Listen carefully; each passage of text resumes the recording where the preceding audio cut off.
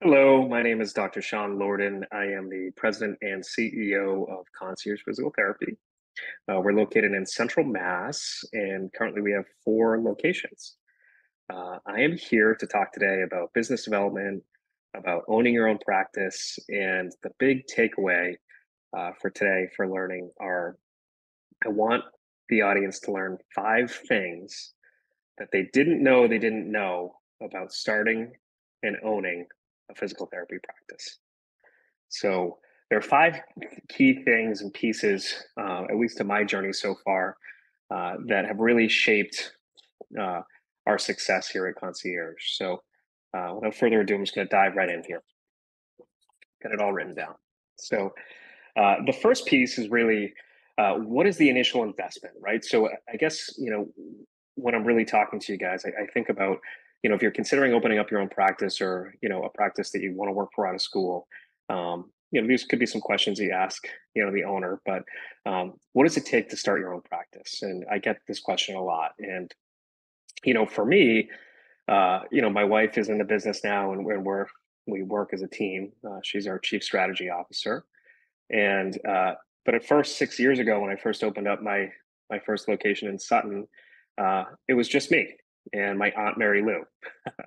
I invested $30,000, and I had taken me years to make that initial investment, and working 60, 70 hours a week, and I worked multiple jobs, a full time outpatient, and then per diems on top of that, and it was really it was a big risk for me at the time, and you know that initial first couple of years is really a difficult time. My aunt worked for free, and she was tremendous. She was a school teacher for 40 years in Littleton at Littleton High School, did math, and so she ran our front desk operation. Still does some hours here at the front desk in Sutton and in Shrewsbury.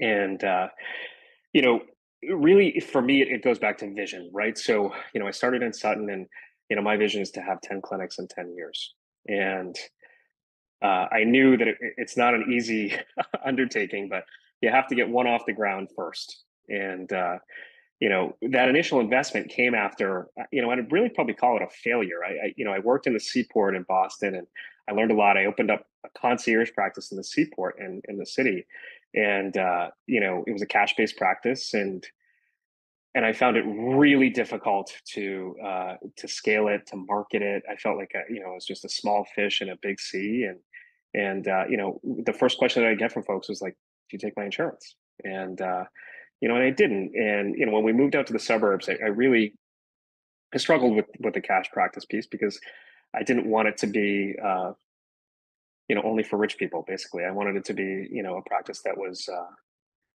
able to open its doors to our communities, and so we could build a strong presence in our communities in Central Mass. That was really important to me. So I guess the first question that you'd want to consider is what type of practice you want to open. Do you want it to be a cash practice where it's you're a solo practitioner, you have one or two people working with you, or do you want to be insurance based and go down that whole road? So there's pros and cons to both. Uh, the second thing about the initial investment is who's going to start it. Are you going to start yourself? Are you going to start with a business partner? Um, I started myself. Like I said, I didn't take a paycheck out of the business for 2 years. Fortunately, I had a wonderful wife who supported me throughout that time. And, I put everything back into the business. And what that means is that when you make profit, you put it back into the company so that you can grow. You can, pay other staff, you can pay other PTs, you can afford an aide, you can afford, an office manager who eventually is our COO now. And that's a really trying time. Those first, really 2 to 3 years in a business. They say that 97% of businesses fail within the first 3 years, and I think that ties into basically just do you have a plan or not, right? I was fortunate at Northeastern. We had uh, really like a business class, and it was a semester long, and my professor Chris Cesario, he basically they made us do a project. We had to open up our own business, and um, I still remember to this day. It was called the One Stop Joint Stop in Naples, and they made us change the name because it's obviously not a great name. But we did the whole thing. We had a pro forma, which is expectations and the financials of the company for 3 years, and What it takes to get there, what do you have to pay, how much do you expect to make, all those things. And it was a really great experience. And, anybody who's interested, who's watching this, I'm happy to share the template that they shared with me at Northeastern. Just send me an email and be happy to share that with you. Um, it was really powerful too. In fact, I used that same performa that I could in class at Northeastern to start concierge. Um, so I definitely suggest having a plan, right? And then make sure it's written out. You've got at least a 3-year plan, and kind of go from there. So that's really the first point: is the initial investment. You have to have an initial investment, and it's going to take human capital, or you working, or somebody else working, uh, time, right? And money, and also a vision. You want to have a vision if you're going to start a business, where you want to be. Why are you doing it? Are you doing it because you just don't want to work for somebody else? Or you want to do it because you want to grow a business? That's important. Uh, like I said, my vision is to have 10 clinics in 10 years. The second piece is, how are you going to get new patients? Right. So once you kind of started with that new business and you opened up your doors, you open up the shingle, um, how are you going to get new patients? Right. So that's a tough time in a business, right? So we were fortunate; we opened up next door CrossFit, so that kind of was pretty easy from the get go. But you get new patients originally from working hard and doing the word of mouth stuff, but where are you going to market? Are you going to, advertise in newspapers? Are you going to advertise online? Or, what is your strategy there? Are you going to get some coaching so you can figure out, how to become efficient at marketing? I highly recommend that. Are you going to get coaching to get efficient in sales? Right. So, um, those are sort of like a dirty word in medicine, but you really need to know how to sell your service. And fortunately, what we do is a tremendous benefit to society. So it's easy to sell. I would argue that you need to be good at what you do before you start selling it, right? Because otherwise you can't really believe in it. But first step, get good at what you do, and then really learn the efficiencies in marketing and sales to help, add some gasoline to the fire, the little ember that is your first clinic.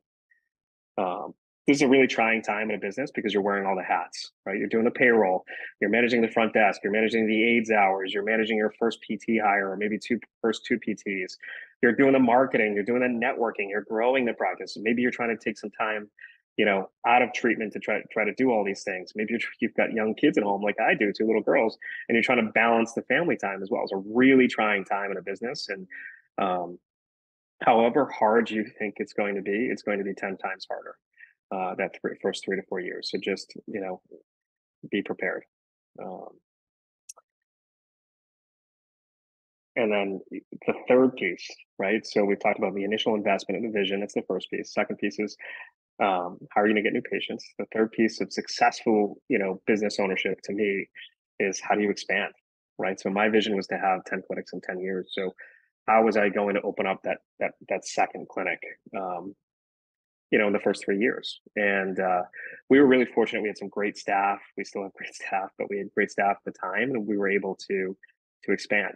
We found the right deal, and we worked on a lease in Shrewsbury with our second clinic. And you know, what did I look for that second location? I'm from Shrewsbury, so it was sort of a place that I was comfortable with. But some things that you should look at are demographics of the area. Those typically tend to line up with insurance profiles, and obviously older demographics, you're going to have higher Medicare, and probably Blue Cross, and some of the better commercial payers. And, inner city is going to be just a more eclectic mix, probably a little bit more mass health. And just wanted to set ourselves up for success in the commercial world, because there is a big difference in the payer types, what they reimburse. And, it's very important to me that we pay our staff really at the top 1% of the field, for every, level of PT, because that's how you acquire and that's how you keep the best talent. So how do you expand? You find the right location, you have to have the right people, find the right location, um, and then figure out how to gain some market share, right? So what are your networking opportunities in the area? I went to St. John's, connecting with them has been huge for us. I think everybody thinks about going to the senior center, but literally just going to the senior center and doing a talk, getting in front of people so they get to know you. That's huge. At that stage, when you open up that third clinic, um, that was really difficult for me and for us. There's a lot of hiccups along the way. That was about the 3-year mark, and We lost, that was like COVID. I mean, it's just like, there was a lot going on. I opened up the business in 2018. So really, yeah, it was March of 2020, COVID hit, and the whole world changed, and the work from home dynamic began, and telehealth and all this other stuff. And we had some staff transition, and it was just a really tough time. People were dying, people were scared. We were all wearing masks every day, and it was a really tough time, both for the world and for the business. Tough time to grow, you know. So that was definitely a hiccup along the way that nobody could have predicted was, a global pandemic. But um, affected our ability to hire. There's a lot going on there. So finding the right people for the right roles really at that second clinic took some time, and fortunately now we have them. But it took some time and interviewing a lot of people, and getting the right person that lines up with our core values. And so that's another piece that's really important is, with the vision, I'm not sure that any business owner really understands what their mission is, right away, or their core values, because it's just you. Like your vision really is the number one thing. I want to have 10 clinics in 10 years, but like your mission statement and your core values, like they talk about this at business school and in business coaching, but you're like, well, what does that mean? It's just me, or it's me and Gina, or like one other employee, right? It doesn't, like, what does that even mean? Well, it matters when you have 40 plus employees. Let me tell you that. Like when you grow, people need to know what you value. And for us, we value a positive attitude, customer service, teamwork, and excellence. When we rattle those four core values off every Monday at our leadership meeting, and every week in our team huddles, because those things matter. And that's how our staff is judged literally at their performance reviews. Is 40% of their performance reviews based on their core values and how they fit in our culture. And I think that's really important. Our mission is to offer the highest level of care in a family oriented environment, incorporating the latest technology in our field, to just elevate that patient experience. It rolls off my tongue now, but it didn't 6 years ago. It becomes clear with time, and with more coaching and with honing it in and things like that. But at that second clinic, you really want to make sure that you have a clear mission and core values to go along with your vision, because that's really where, I hate to use euphemisms, but that's where like the rubber meets the road, right? Is you hire and kind of fire around those core values. We all know that one person that's worked in a team that we've been on, whether it's in retail or high school job or whatever, that just like kind of brings the team down. And that's why we have core values, is to make sure that those people weed themselves out, right? They don't align. So I think that's really important. The fourth key piece, after figuring out how to expand that, at least that second clinic, uh, is mentorship, right? So, and both for the business owner and your leadership staff, and for the PTs, right? So as you grow, I'm not in all of our clinics every day. I need to trust that our clinic directors and our clinical education team is educating our staff to make sure that their product they're putting out there is tremendous, right? And not just like a 9 out of 10. It's got to be a 10 out of 10 every day. I liken it to the restaurant business, right? So like you go to a restaurant, your favorite restaurant, you expect your favorite meal every time, right? So when that chicken parmesan or that hot dog or that hamburger is overcooked or undercooked, or doesn't have the right side, you get frustrated, right? So you need a consistent experience. So that's really where mentorship, coaching, and the buzzwords or systems and processes come in. But like, do our staff understand how to do their jobs, right? Um, and I have written down here how to make a good practice great, right? So that's really it. At that second clinic, fourth, fifth year for us was transitioning from a good practice to a great practice. And that for us came with, a lot of investment in leadership coaching and mentorship for the leadership staff and for the ownership staff. Because again, I was just like you guys. I didn't get an MBA. I didn't go to business school. I learned this stuff on the fly. You have to be a self starter, and read a lot of books, and and apply those books. Right, that's the toughest part. You can read all the books, but like learning how to apply them, that's the key part. Um, and then the other piece there too, I should really talk about is communicating at a higher level, right? So learning how to communicate with different personality types, understanding, I like the DISC assessment, understanding what type of personality you are and how you communicate with somebody who may be more of an empath, or more of a numbers analytical person. These are really things that I struggled with personally as I've grown as a leader, and I think that if you can learn these things, back to the beginning of the talk, 5 things that you didn't know about practice management yet. This is one of those things. You know, becoming a better communicator than just being able to communicate with your patients, right? Your patients are all going to love you. You get an hour with them every day, and if they don't, they'll go somewhere else. But learning how to communicate with your colleagues, with your leadership, it's so important, and having strategies to do so, and just understanding where they live in the map of personality. It's super important. And my last piece here is uh, is entering the unknown. So I think every practice owner might tell you they've got to figure it out, you know, or probably realistically they don't have it figured out because there are so many moving parts all the time. But entering the unknown. The unknown is a big part of business ownership and entrepreneurship. Um, again, back to any entrepreneur, if they tell you they know what's coming in the future, they don't. I mean, nobody could have predicted a worldwide pandemic, the recession of '06 to '08. Nobody knows what's happening in the future. So really the last piece of that fifth piece of business, my business journey and business ownership is venturing through the unknown, right? So hedging your downside, trying to figure out more, for me personally too, of like what I don't know yet.